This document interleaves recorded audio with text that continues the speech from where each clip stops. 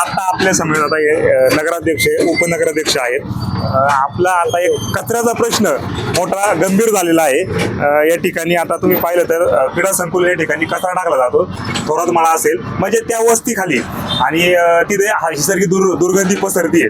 तर आपल्या समोर आपण त्यांच्यावर चर्चा करणार आहोत. ताई, त्या ठिकाणी आता आहे ना नागरिकांचा असं म्हणणं आहे त्या पार आहे ना गुन्हे दाखल जरी झाले तरी चालेल पण ही दुर्गंधी नको आहे. त्यासाठी काय काय केलं पाहिजे, काय वाटतं तुम्हाला? नाही, आम्ही आमच्या सगळ्यांचं मला वाटतं जानेवारीतच आमचं सगळ्यांचं ठरलं होतं की तो कचरा उचलण्याचा आणि त्याचे विल्हेवाट लावण्याचं. संबंधित ठेकेदारांना 2दा नोटीस दिलेला आहे. त्यानंतर त्यांनी मात्र आता 8 दिवस झाले हा जो कचऱ्याचा वास आहे फार चांडवली खुर्दच्या नागरिकांचे मला फोन आले. त्या चांडवली खुर्दच्या नागरिकांपर्यंत हा घरांपर्यंत वास जातोय. अक्षरशः त्या ठिकाणी आता लोकांना जेवण करताना सुद्धा हा वास येतोय. झोपताना वाजवे लहान लहान मुलं आहे अक्षरशः आजारी पडतायत. 8 दिवस झाले. आता काय काय केलं पाहिजे? नगरपंचायत काय उपाययोजना करता येईल त्या ठिकाणी? त्या ठिकाणच्या लोकांचं म्हणणं आहे हा कचरा तिथं नकोय, स्थलांतरित केला पाहिजे.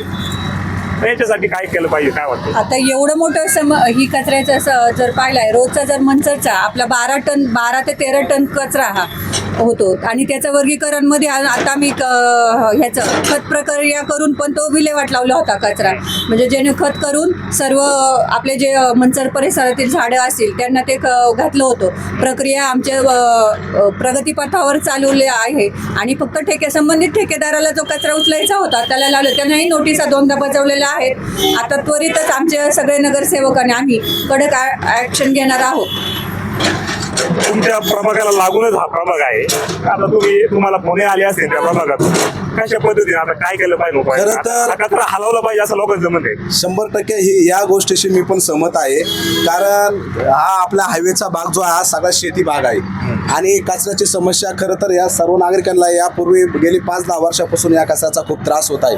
परंतु मी तुम्हाला सांगू इच्छितो कारण हा जो कचरा आहे हा 25 ते 30 वर्षापूर्वीचा कचरा आहे जो इतरत्र अस्ताव्यस्त पडला होता. आता आपण नगरपंचायतीच्या माध्यमातून तो सर्व कचरा त्याचं एक टेंडर केलेलं आहे. तो कचरा गोळा करून पूर्णपणे त्याची विल्हेवाट लावण्याचं काम आता त्या ठिकाणी चालू आहे. तुम्ही जाऊन पाहू शकता. आता तो जो वास येत आहे कचऱ्याचा त्याच्यावरती योग्य त्या फवारण्या पण चालू आहेत. तो कचरा एका ठिकाणी गोळा करून त्याच्यावरती व्यवस्थित प्रोसेस करून वेगवेगळ्या याच्या फवारण्या करून आणि त्याचा विलगीकरण करून म्हणजे कागद प्लास्टिक वगैरे प्लास्टिक बाजूला करून आणि जो राहिलेला जो ओला कचरा आहे त्याचं खत तयार करून हे या मंचर शहरात माझी वसुंधराचे जे आपण काही गार्डन केलेले आहेत झाडं लावलेली आहेत नागरिकांसाठी सुद्धा ते खत आपण देणार आहे. अशा या पण गेली 8-10 दिवस खरंच खूप वास येत आहे. नागरिकांच्या या समस्या अनेक जणांचे फोन पण आलेत 100% आलेत. परंतु जो कचरा आहे ऐका ना तो जो कचरा आहे तो डोंगरावरती टाकलाय. मला नाही असं वाटत महाराष्ट्रात पुढे डोंगरावरती कचरा टाकलाय जेणेकरून हा डोंगरावरती कचरा टाकल्यामुळे संपूर्ण त्या ठिकाणी वस्तीवरती त्या ठिकाणी कॉलेज आहे मुलींचं वसतिगृह आहे पोलीस स्टेशन आहे. हे सगळं हे चुकीचं आहे असं वाटत नाही? 100% चुकीचं आहे. परंतु यापूर्वी आपली लोकसंख्या पाहायला गेले तुम्ही कमी होती आणि कागदोपत्री आपली लोकसंख्या आता या जनगणनेत 30,000-29,000 झालेली. परंतु यापूर्वीची लोकसंख्या होती ती 15,000-14,000 काही समथिंग अशी होती व वस्तुस्थितीमध्ये लोक राहिला 60,000 ते 70,000 लोक होती. आता साधारणतः 90,000 ते 95,000 1 लाखापर्यंत वस्त्या आहेत. परंतु कागदावरती लोकसंख्या ही 29,000 आहे.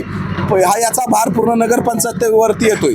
आणि तुम्ही कचऱ्याचं सांगत होते कचऱ्याची खरंच ती गोष्ट गांभीर्याने घेतली पाहिजे आणि नक्कीच आम्ही आता त्याच्या उपाययोजना करतोय. एक 15 ते 20 दिवसात हा कचऱ्याचा प्रश्न ज्यावेळेस आपला प्लॅन पण तिथे उभा राहतोय हा 15 ते 20 दिवसात हा प्रश्न जवळजवळ 100% नक्की मार्गी लागेल आणि याचा त्रास नागरिकांना होणार नाही याची खातेदारी याची आम्ही सर्व नगरपंचायतचे अधिकारी असतील सर्व आम्ही नगरसेवक सर्वजण आम्ही घ्यायची व पूर्ण काळजी घेत आहोत.